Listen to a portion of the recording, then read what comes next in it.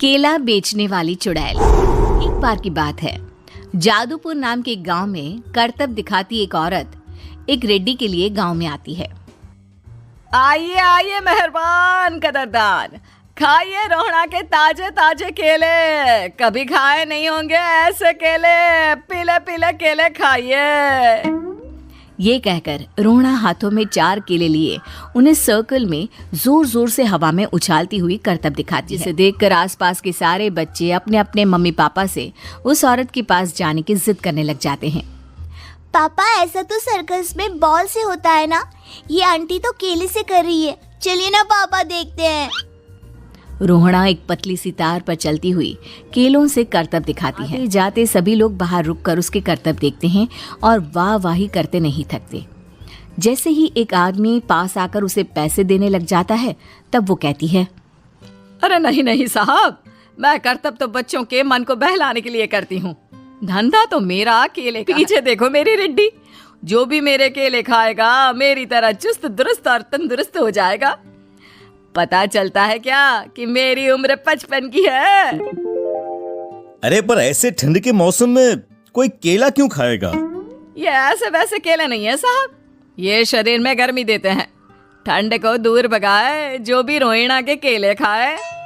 पापा, अगर मुझे केले नहीं मिले तो मैं घर नहीं जाऊंगी। तभी उसके पापा कहते हैं कि बेटा, केले ठंड में कभी गर्मी नहीं देते। ये सब कहने की बातें हैं, सामान बेचने का तरीका है इनका। पर पिंकी नहीं मानती। मैं केले खाऊंगी। पिंकी की जिद हार जाता है और उसे केले खरीद कर दे देता है।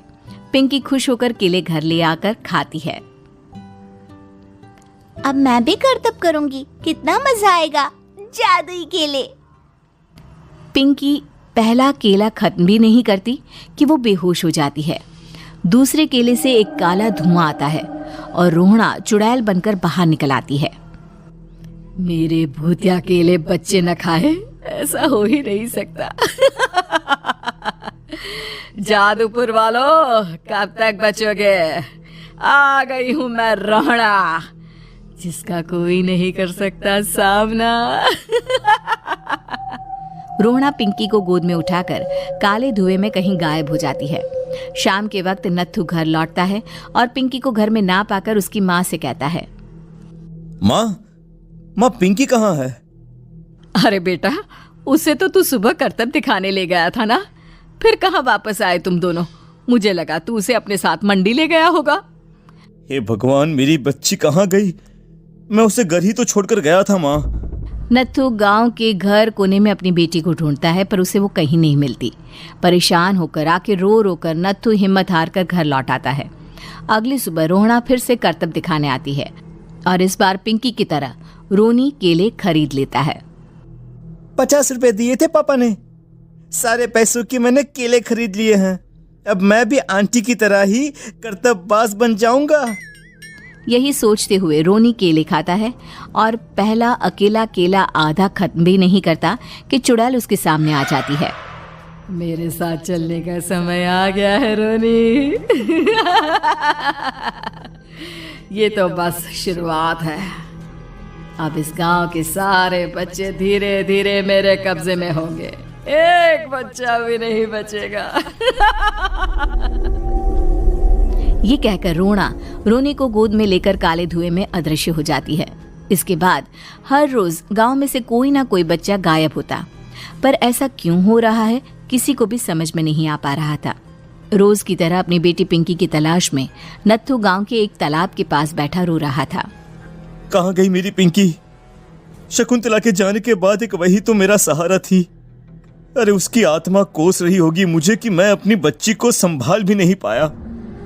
नत्थू ये कहता हुआ रो ही रहा था कि तभी तालाब में से उसे शकुंतला की आवाज सुनाई देती है। कहाँ थी तुम शकुंतला?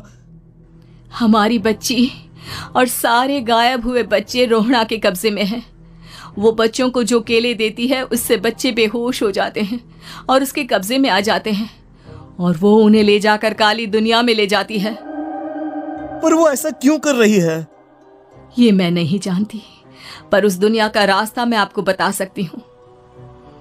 जहां ये नदी खत्म होती है वहां एक केले का पेड़ है, उसके नीचे एक दरवाजा है, वहीं से रास्ता जाता है उस दुनिया का। ये कहकर शकुंतला की आत्मा गायब हो जाती है। गांव के सभी लोग झुंड बनाकर उसी रास्ते से काली दुनिया में चले जाते हैं और वहां देखते हैं कि सारे बच्चे वहां काम कर रहे थे। पापा मुझे ले चलो यहाँ से। पापा पापा।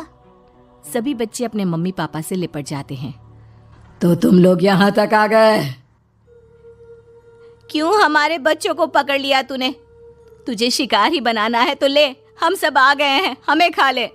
नहीं, मुझे बच्चे चाहिए। मेरे बच्चे के बदले तुम लोगों के बच्चे। क्या मतलब? मैं इसी गांव में रहने वाली एक औरत थी। केले की चोरी के इल्जाम में मेरे बेटे को गांव वालों ने इतना मारा कि वो मर गया। उसी दिन मैंने ठान लिया कि गांव वालों का भी वही हाल करूंगी। कुछ दिन बाद बेटे के चले जाने के दुख में मैं भी मर गई और मेरी भटकती आत्मा एक चुड़ैल बन गई। और फिर मैंने बदला लिया तुम सबके बच्चे छीनकर। बर्दाश्त नहीं कर पाए ना? सोचो मुझ पर क्या बीती होगी। हमें माफ कर दो रोना। पता नहीं ये किसकी गलती थी, पर हम सभी माफी मांगते हैं। हमारी खुशियां लौटा दो, तुम भी तो एक माँ हो। गांव वालों की बात सुनकर रोना का मन पिघल जाता है और वो बच्चों को छोड़ देती है।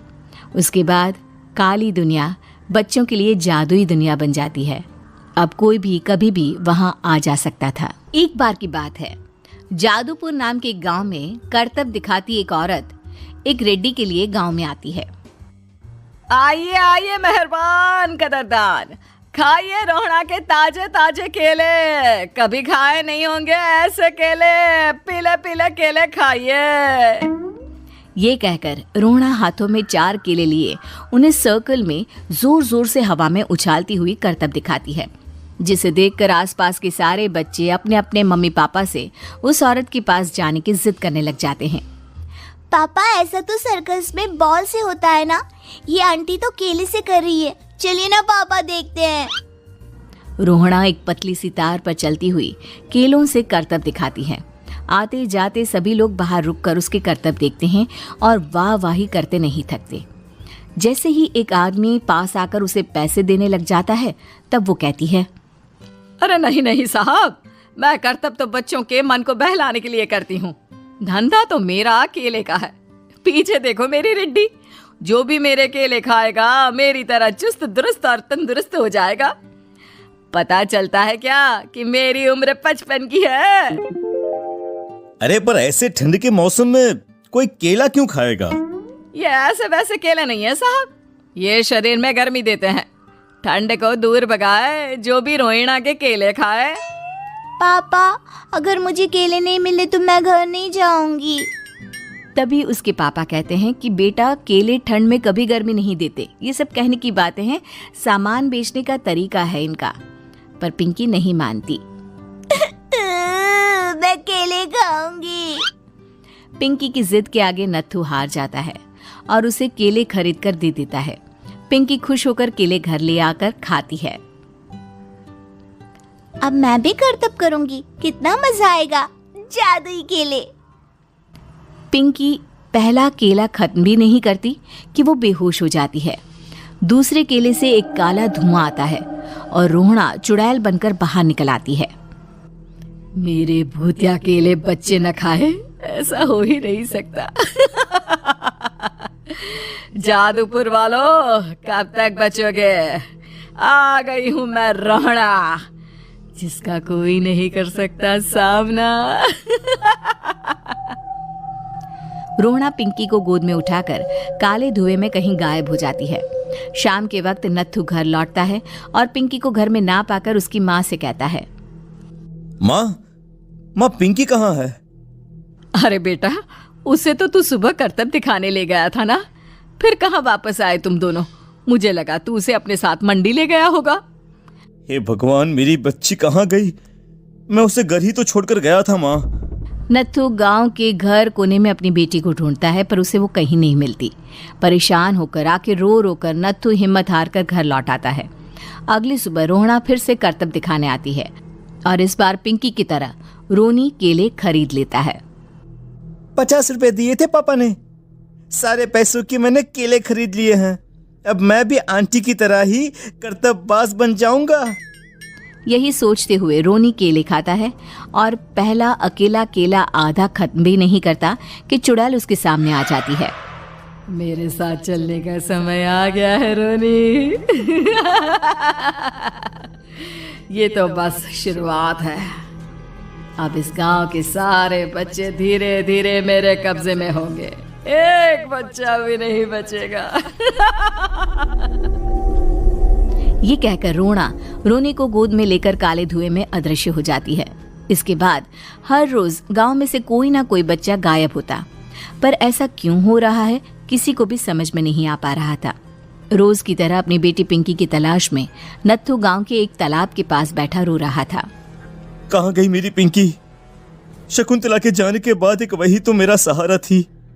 अरे उसकी आत्मा कोस रही होगी मुझे कि मैं अपनी बच्ची को संभाल भी नहीं पाया। नत्थू ये कहता हुआ रो ही रहा था कि तभी तालाब में से उसे शकुंतला की आवाज सुनाई देती है। कहाँ थी तुम शकुंतला? हमारी बच्ची और सारे गायब हुए बच्चे रोहड़ा के कब्जे में हैं।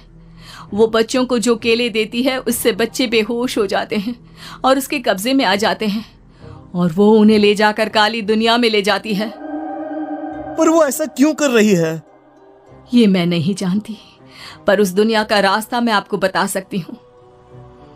जहाँ ये नदी खत्म होती है वहाँ एक केले का पेड़ है, उसके नीचे एक दरवाजा है, वहीं से रास्ता जाता है उस दुनिया का। ये कहकर शकुंतला की आत्मा गायब हो जाती है। गांव के सभी लोग झुंड बनाकर उसी रास्ते से काली दुनिया में चले जाते हैं और वहां देखते हैं कि सारे बच्चे वहां काम कर रहे थे। पापा मुझे ले चलो यहाँ से। पापा पापा। सभी बच्चे अपने मम्मी पापा से लिपट जाते हैं। तो तुम लोग यहाँ तक आ गए? क्यों हमारे बच्चों को पकड़ लिया तूने? तुझे शिकार ही बनाना है तो ले, हम सब आ गए हैं, हमें खा ले। नहीं, मुझे बच्चे चाहिए। मेरे बच्चे के बदले तुम लोगों के बच्चे। क्या मतलब? मैं इसी गांव में रहने वाली एक औरत थी। केले की चोरी के इल्जाम में मेरे बेटे को गांव वालों ने इतना मारा कि वो मर गया। उसी दिन मैंने ठान लिया कि गांव वालों का भी वही हाल करूंगी। कुछ दिन बाद बेटे के चले जाने के दुख में मैं भी मर गई और मेरी भटकती आत्मा एक चुड़ैल बन गई और फिर मैंने बदला लिया तुम सबके बच्चे छीनकर। बर्दाश्त नहीं कर पाए ना? सोचो मुझ पर क्या बीती होगी। हमें माफ कर दो रोना। पता नहीं ये किसकी गलती थी, पर हम सभी माफी मांगते हैं। हमारी खुशियां लौटा दो, तुम भी तो एक माँ हो। गांव वालों की बात सुनकर रोना का मन पिघल जाता है और वो बच्चों को छोड़ देती है। उसके बाद काली दुनिया बच्चों के लिए जादुई दुनिया बन जाती है। अब कोई भी कभी भी वहां आ जा सकता था।